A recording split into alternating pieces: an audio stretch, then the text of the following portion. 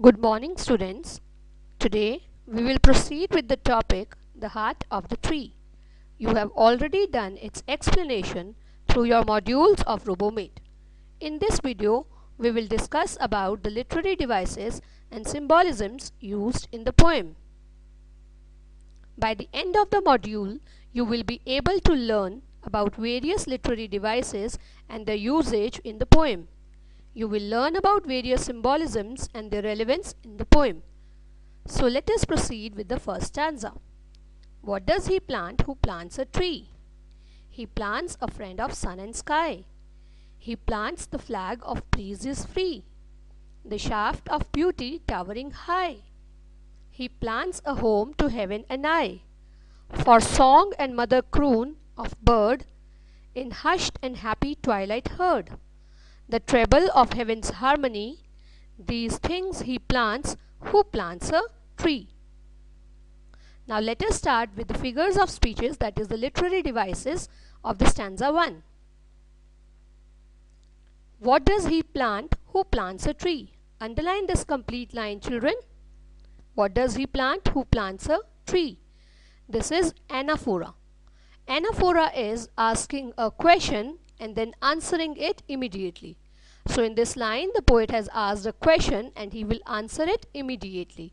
That is why it is called anaphora. He plants a friend of sun and sky. Now underline the phrase a friend of sun and sky. It is a metaphor. Here, a tree has been compared to a friend of sun and sky without using as or like. When we compare two things and we do not use as or like, that figure of speech is called metaphor.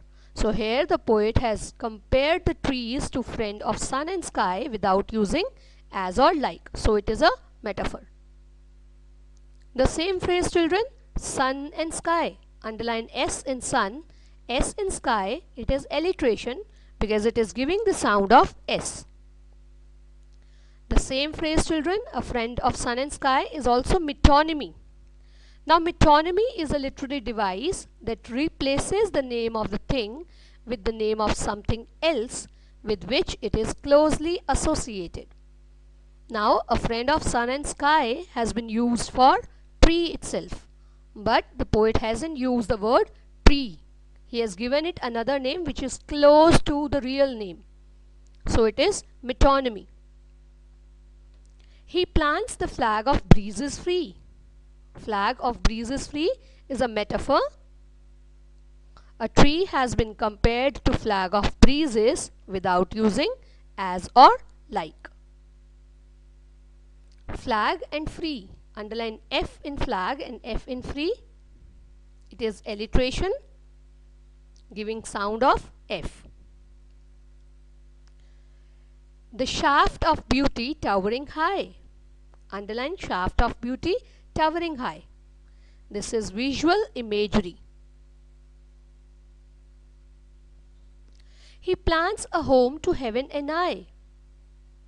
Home, heaven. Underline both the words. Circle H in home and H in heaven. This is alliteration giving the sound of H. For song and mother croon of bird. You have to underline this complete line. For song and mother croon of bird. This is auditory imagery as we can hear the sound of crooning and song of the mother bird. In hushed and happy twilight heard. Underline hushed, happy, twilight, heard. Now hushed H, happy H, heard H. This is alliteration, sound of H. The treble of heaven's harmony. Underline the phrase heaven's harmony. Circle H in heaven, H in harmony. This is also alliteration giving the sound of H. These things he plants who plants a tree. Now this entire first stanza, children, focuses on the aesthetic beauty. Now what is aesthetic beauty? Aesthetic beauty means appreciation of beautiful things. Here, the trees create a beautiful view, hence the stanza deals with the aesthetic beauty. Now let us proceed with our stanza 2. What does he plant who plants a tree? He plants cool shade and tender rain, and seed and bud of days to be. And years that fade and flush again, he plants the glory of the plain. He plants the forest heritage, the harvest of a coming age, the joy that unborn eyes shall see. These things he plants who plants a tree. Now let us proceed with the literary devices and the symbolisms.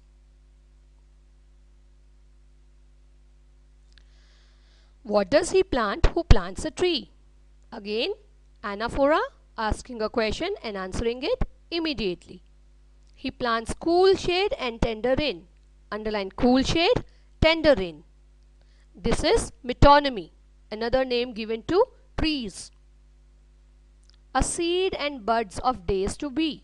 Underline the phrase days to be. Days to be, children, is circumlocution. Circumlocution, it is when you want to discuss something but do not want to make any direct reference to it. So you create a way to get around the subject. Now see, days to be is the phrase used for word future.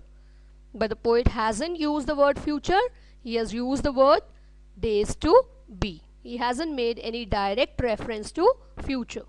So this is circumlocution. And years that fade and flush again. Underline the phrase fade and flush. This is alliteration. Sound of F. Fade and flush again, children. It is also antithesis. Now antithesis is when you write two directly opposite words together.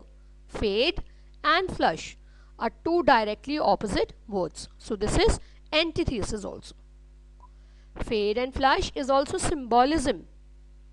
Fade and flush symbolize birth, death and regeneration. Birth, death and regeneration. He plants the glory of the plain. The glory of the plain is symbolism. This phrase symbolizes scenic beauty. He plants the heritage, the forest heritage. The forest heritage, children, it is metaphor and metonymy both.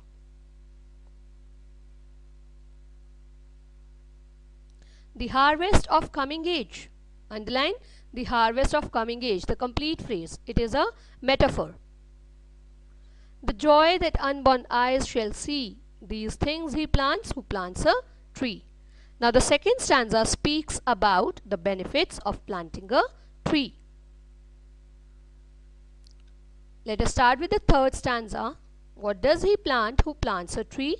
He plants in sap and leaf and wood, in love of home and loyalty, and far-cast thought of civic good, his blessings on the neighborhood, who in the hollow of his hand holds all the growth of all our land, a nation's growth from sea to sea, stirs in his heart who plants a tree. Now let us see the literary devices and the symbolism used in the poem. Stanza 3. What does he plant who plants a tree? Again, an anaphora, asking a question and answering it immediately. He plants in sap and leaf and wood. This sap and leaf and wood, underline this phrase. This is metonymy, another name for tree. In love of home and loyalty, and far-cast thought of civic good, his blessings on the neighborhood. Underline the phrase his blessings. This is symbolism, symbolic of God's blessings. Who in the hollow of his hand. Underline the phrase hollow of his hand. Underline H in hollow, H in his, H in hand. This is alliteration, sound of H. Visual imagery.